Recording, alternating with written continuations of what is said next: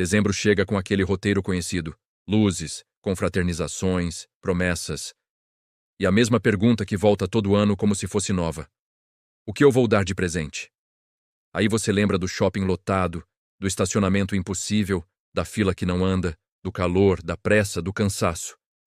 E quando percebe, já está comprando qualquer coisa. Não porque a pessoa mereça pouco, mas porque o tempo virou seu inimigo. Só que existe um tipo de presente que não depende de vaga, não depende de caixa, não depende de embrulho, não depende de amanhã eu vejo. Um presente que chega na hora, pelo celular, e ainda tem um efeito raro. Vira assunto, vira memória, vira conversa no Natal, vira companhia no silêncio do fim de ano. Estou falando de livros digitais. E antes que você pense, mas livro é arriscado, é aqui que a coisa fica interessante. Livro digital não é um palpite no escuro. Você pode escolher com calma, mandar na hora, e a pessoa ainda pode experimentar antes, ler os primeiros capítulos gratuitamente e decidir se quer mergulhar. Sem pressão, sem fila, sem arrependimento. Agora, se você quer um presente que pareça escolhido a dedo, mesmo que você esteja escolhendo em 5 minutos, eu vou te apresentar histórias que fisgam por motivos diferentes. Umas pelo proibido, outras pela ironia, outras por mexerem com fé, com política, com saudade, com ambição e com aquilo que a gente tenta não dizer em voz alta. Escolha uma, ou várias, porque no fim, presente bom não é o mais caro, é o que prende a pessoa por dentro. Existe um tipo de história que o mundo inteiro comenta, mas quase ninguém tem coragem de encarar de verdade. Um caso real, proibido, explosivo, que atravessou fronteiras e virou manchete, e que nas mãos certas vira algo ainda mais perigoso. Um romance que parece sussurrar: você não vai conseguir parar. Inspirado na história que chocou os Estados Unidos, Sinfonia para Justine pega o que já era inacreditável e transforma em narrativa magnética com clima de mistério, tensão emocional e aquela sensação de que cada página está prestes a revelar um detalhe que muda tudo. Aqui, a personagem ganha outra pele. Justine não é apenas um nome, é um destino. Uma mulher marcada por escolhas intensas, por desejos que não cabem em explicações fáceis, por uma trajetória em que paixão e ruína caminham lado a lado. E como se não bastasse, a história ainda abre espaço para elementos que aproximam o leitor do Brasil, criando identificação, estranhamento e curiosidade na medida exata. É o tipo de livro que você começa só para entender o caso e termina percebendo que entrou num labirinto de sentimentos, segredos e consequências. Alguns livros contam uma história. Este aqui abre o peito e ri da própria dor, com uma coragem tão absurda que você não sabe se dá risada, se comove, ou se faz os dois ao mesmo tempo. A suíte é minha. Lambisgoia é a voz de um homem que, já lidando com uma condição rara e um medo real do próprio corpo, é atravessado por uma separação inesperada. Só que ele não se entrega ao melodrama. Ele transforma o caos em linguagem, ácida, lírica, irônica, às vezes corrosiva, às vezes delicada, sempre humana. Os personagens surgem como perfis, quase caricaturas afetivas. Marcianos, a gostosa, a mulher de olhos verdes, a mãe ursa, o anjo da guarda, figuras que parecem engraçadas até você perceber que, por trás da ironia, tem vida pulsando. E o livro vai empilhando lembranças, amores, revoltas, descobertas e recomeços, até virar uma espécie de lição íntima sobre liberdade, desejo, fragilidade e sobrevivência emocional. E fica a pergunta que prende: quem é a Lambisgoia, afinal?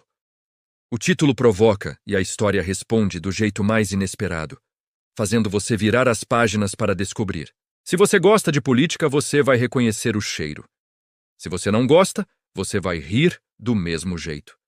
O temível senador Jerico e sua trupe de malfeitores é sátira com dentes.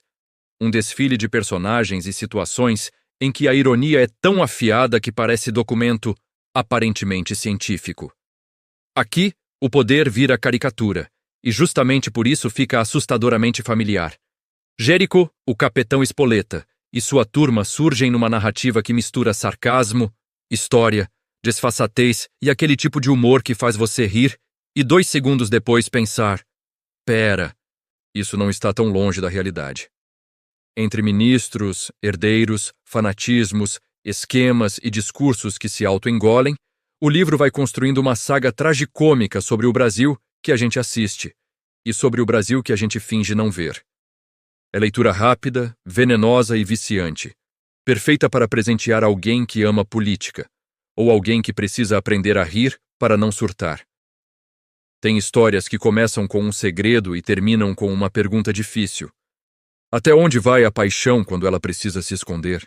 O Amante Reencarnado coloca no centro um romance improvável, e exatamente por isso, irresistível, entre uma evangélica e um espírita. Só que o livro não fica no óbvio. Ele abre espaço para conflito, para humor, para personagens memoráveis e para uma tensão que cresce porque ninguém ali é simples, nem bonzinho, nem vilão o tempo todo. Enquanto Diógenes e Lourdes se aproximam no silêncio e no risco, outra trama, paralela, puxa o leitor pela curiosidade. Raul e Rosirene vivem uma relação conflituosa, cheia de sinais, sumiços e frases que parecem pequenas. Até você entender que eram avisos, o desfecho se mantém nebuloso até quase o fim. E é esse suspense emocional, mais do que qualquer mistério clássico, que faz o livro grudar. E no caminho, ainda há personagens secundários que roubam a cena e aliviam a tensão com humor inteligente. Um presente perfeito para quem gosta de amor com choque de mundos, dilemas reais e finais que não vêm mastigados. Existem presentes que dizem, eu pensei em você. E existem presentes que dizem, eu pensei no que você sente quando lembra. E Arilma Calada é isso. Um livro de contos sobre amizades antigas, afetuosas, vivas, cheias de rosto, cheiro, gesto e saudade. Mas nem tão ingênuas assim. É literatura que parece simples na superfície e vai ficando funda conforme você avança, porque trabalha com metáforas, com memórias, e com aquela sensação de que o tempo não apaga tudo. Ele só muda o lugar onde as coisas doem. Aqui, o real e o mágico se encostam sem pedir licença. Plantas ouvem gatos se vestem de gente, e de repente, você percebe que não é fantasia gratuita. É um jeito de falar de perdas de juventude, de amizade verdadeira e das estranhezas que só a vida real tem. O livro homenageia uma amiga que se foi cedo, mas o que ele entrega ao leitor é uma viagem inteira, por pessoas, por épocas, por histórias que parecem delicadas. Até você notar nas entrelinhas o quanto elas sabem sobre você também. E se o melhor presente de fim de ano não fosse mais uma coisa, e sim um empurrão, direto, honesto, acessível para a pessoa mudar a própria trajetória? Não leia. Se não quiser ter sucesso, provoca logo no título e mantém o tom. É um livro que encara a desigualdade brasileira sem romantizar, sem fingir que é fácil, mas também sem permitir que a realidade vire desculpa permanente. Ele cutuca, confronta e encoraja. A ideia é simples e poderosa. O sucesso pode não ser justo, pode não ser igualmente distribuído, pode ser mais difícil para uns do que para outros, mas, ainda assim, pode ser construído. É leitura para quem está cansado, desanimado, travado ou precisando de direção. E é também um presente inteligente, porque cabe no bolso e chega na hora. Com degustação gratuita dos primeiros capítulos para o leitor, sentir o estilo antes de decidir. Um empurrão pequeno no preço, grande no efeito. Sabe aquele tipo de livro que te faz sentir que você entrou numa roda de amigos e, quando percebe, já está rindo, julgando, se identificando, discordando e querendo saber no que isso vai dar? Algumas coisas eu contei para ela é um romance de relações humanas.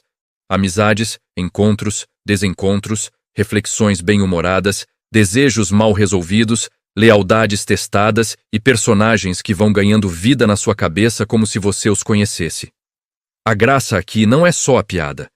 É a observação mordaz, a ironia que revela verdades, o jeito como cada perfil psicológico vai se desenhando até você perceber que ninguém ali é raso e que o cotidiano pode ser o cenário perfeito para o inesperado. É entretenimento com substância, você se diverte, mas também se pega pensando. E quando o desfecho chega, ele muda a cor do livro inteiro, como se as páginas anteriores tivessem escondido um lirismo que você só entende no final. Antes do ano 2000, quando o fim do mundo era manchete, medo e superstição, nasceu um romance que continua atual, justamente porque o apocalipse muda de roupa, mas nunca sai de moda. A festa de fim do mundo tem atmosfera de mistério e quase magia. Um grupo, um calendário, sinais estranhos, personagens que começam a se transformar, um céu dividido entre sol e escuridão, uma fogueira, uma expectativa, e a sensação de que algo grande, talvez terrível, talvez libertador, está prestes a acontecer. O livro carrega um charme raro. Foi construído ao longo de muitos anos, como quem monta uma casa, tijolo por tijolo, preservando a juventude dos capítulos iniciais e a maturidade dos finais. Isso dá à narrativa um sabor de crescimento real, de tempo vivido, de escrita que atravessa décadas sem perder o pulso. É um presente perfeito para quem gosta de histórias com clima, com estranheza boa, com personagens que ficam, e com aquele suspense que não precisa de tiros para manter você acordado. Todo mundo quer virar a página. Mas e se a página nunca tiver sido só sobre um vírus? A pandemia é eterna. E o que vem depois? Usa a ironia do título para falar de algo mais amplo. A repetição histórica das crises humanas. Doenças, guerras, miséria, violência, desigualdade. Como se a espécie insistisse em adoecer de si mesma. Em vez de futurologia fácil, o livro oferece reflexão profunda, ampla, incômoda e necessária. Brasil e mundo, riqueza e pobreza, comportamento, empreendedorismo, esperança. E com destaque especial, as crianças que quase sempre pagam a conta mais alta. É um livro para presentear quem gosta de pensar, quem se irrita com respostas simples, quem sente que normal não era bom o suficiente e quer entender por que a gente volta aos mesmos erros. A degustação gratuita na Amazon deixa você provar o tom e o alcance dos temas antes de decidir. E se você está procurando um presente que não termina quando o Natal acaba, este é um deles, porque continua conversando com a pessoa muito depois da última linha. E agora vem a melhor parte. Você não precisa escolher no impulso. Na tela final, é só visitar a página da livraria da Amazon, onde estão todos esses livros, ler as apresentações com calma e abrir os primeiros capítulos gratuitamente, como uma degustação, um teste de "isso é a minha cara?". Aí você decide, clica, presenteia e pronto. Sem fila, sem estresse, sem shopping lotado. Só um presente que chega na hora e fica por muito tempo. E você encontra também os links nas anotações do vídeo para cada um dos livros, separadamente. E pode ler, gratuitamente, as apresentações e os primeiros capítulos.